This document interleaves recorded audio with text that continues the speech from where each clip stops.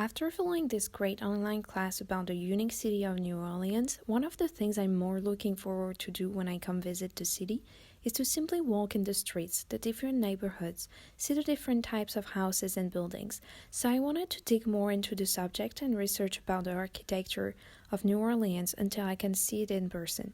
New Orleans is an architectural paradise reflecting of its history and multicultural roots, French, Spanish, and Caribbean. Let's start by the Creole cottage. Most of them were built between 1790 and 1850. The majority of them can be found in the French Quarter. This is a single-story home with steeply pitched roof, a symmetrical floor-opening facade, and a front porch that almost touches the street. This is a Caribbean and French-Canadian design influence here. The American townhouse. Most of them were built between 1820 and 1850. We can find them in the Central Business District and Lower Golden District. It is a narrow three-story structure made of stucco or brick. It often has a balcony on the second floor. The Creole townhouse. This is perhaps the most iconic pieces of architecture of New Orleans. We can find them in the French Quarter and the Faubourg Marigny. They were built after the Great New Orleans Fire in 1788 and until the middle of the 19th century. The exterior is made of bricks or stucco. We can see balconies, parapets, and the facade sits on the property line. We can notice a very strong Spanish influence in the details. I can feel a whole special atmosphere from this type of house and balcony. I would love to see it in person someday. The raised center hall cottage. Those were built during the 19th century. We can find them in the Garden District, Uptown, and Carrollton. Those houses are a urban adaptation of French colonial plantation.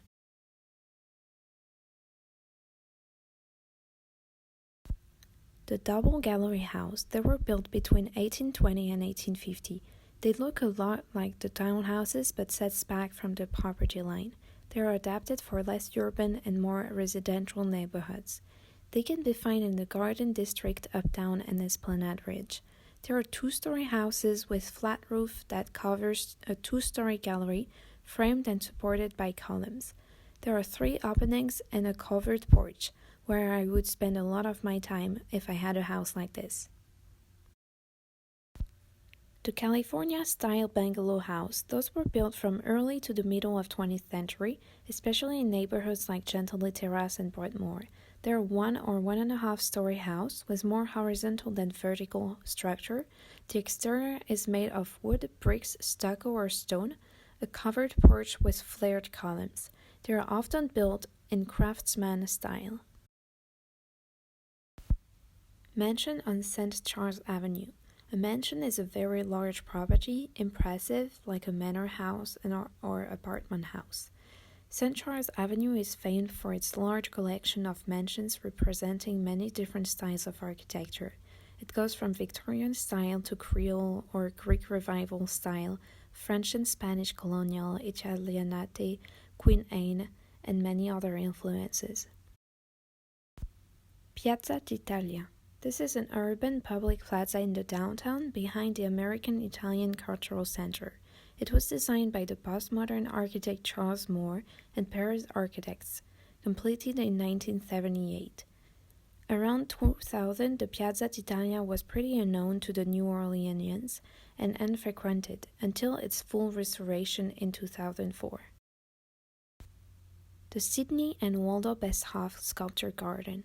This is a modern sculpture garden on 11 acres located right next to the New Orleans Museum of Art. We can see water features, picturesque landscapes, and the 64 sculptures. The Superdome. The Mercedes Superdome, or simply Superdome, is a dome sports and exhibition stadium in the Central Business District of New Orleans. Plans were drawn in 1967 by New Orleans modernist architectural firm of Curtis and Davis. It is the largest fixed dome structure in the world.